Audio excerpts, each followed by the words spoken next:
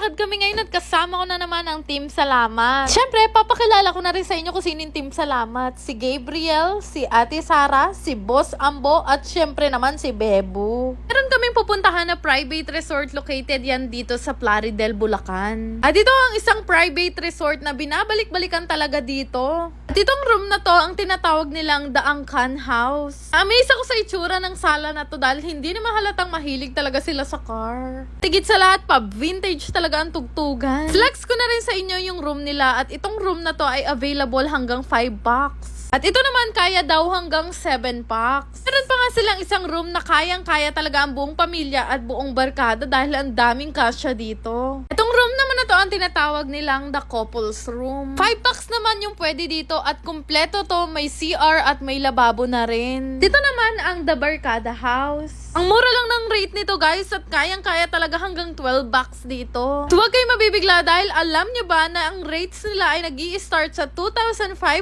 lang? Uy, 22 hours na yun Oo, nagulat din talaga kami nung pagpunta namin dito dahil hindi namin naakala na ganito lang pala kamura dito sa White House. Grabe guys, highly recommended ko to dahil sa ganda ng view, mawawala lahat ng stress at mga problema na iniisip nyo. Tingnan nyo naman yung tubig nila, well-maintained talaga dahil sobrang crystal clear. Shoutout ko na nga pala to sa Ate Gina na isang katiwala dito sa White House. Grabe guys, alam nyo ba na 22 years na siya nagtatrabaho dito kaya naman pala ganito kalinis ang The White House. Siya naman si Kuya Ambet, siya naman ang nag-aalaga dito sa swimming pools kaya naman pala ganyang kalinaw at kalinis. Nyo ba 27 years na raw dito si Kuya Ambet? Pero parang last year na ni Kuya dito dahil ginagalingan masyado ni Gabriel maglinis. Char. Maya nga lumapit na rin si Boss Ambo para naman tulungan sila Gabyong. Ay! Hindi pala tutulungan. Ano ba yan ang aga naman naligo ni Gabriel? Fast forward dahil gutom na kaming lahat kakaluto at kakahintay sa mga putahe. Dito nga kami sa view deck kakain para feel na feel talaga namin yung nature. Feel nga namin habang nandito kami sa taas para kami nasa Santorini, Greece. Di naman kami masyadong prepared kaya nakaboho outfit lang kami at yan lang talaga ang nakayanan. Ang sarap ng hangin dito sa taas at higit sa lahat kitang-kita mo talaga yung view. Maya nga nung kumpleto na ang lahat at nakakiyat na kaming lahat,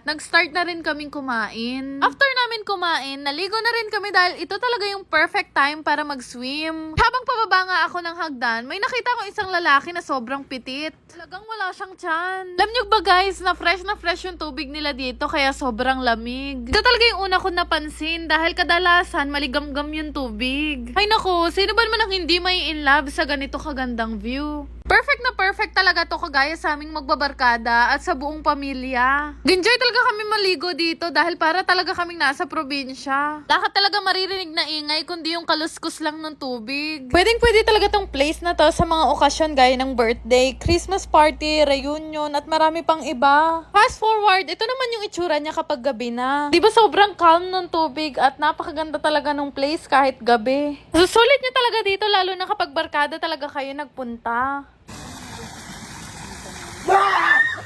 At isa rin to sa pinaka-the best dito sa White House. Itong KTV nila na sobrang vintage talaga ang look. Grabe na in love ako sa room na to sa sobrang ganda talaga ng design. Kala ko talaga magdi-dinner kami dito sa dami ng pulutan. Hindi ko talaga mabubusog ako ngayon, hindi malalasing. Grabe guys, wag nyo palalampasin yung mga ganitong kasayang moment. Dahil maikli lang talaga ang buhay, lagi natin pipiliing maging masaya. Masasaya kayo kung magi-spend kayo ng time kagaya nito dito sa White House. Ako masabi sa ganda talaga ng lugar na to. Mula sa labas hanggang sa mga facilities niya, panalo talaga. Nag-enjoy kami dito mula umaga hanggang gabi, hindi namatay yung oras namin. Nabukasan nga nagising ako ng maaga para magmuni-muni dito sa labas. Pagkagising nga ng lahat, nagtimpla na kami ng kape. At alam nyo ba kung saan ang pinaka-perfect place para magkape? Dito yan sa harap ng ilog. Di ba ang sarap mag-spend ng time dito sa White House? Isa sa pinaka-na-amaze ako dito sa White House, nagulat ako dito sa vintage car na to. Dahil buong akala ko talaga kagabi ay display lang yan. Masasabi ko talaga na itong White House ay isa sa pinaka-stress-free na mga staycation na napuntahan namin. At alam nyo ba naka-promo din sila ngayon? Dito yung Burmans promo nila na available from September 16 hanggang December 15. Yung first 22 hours nyo ay less 10%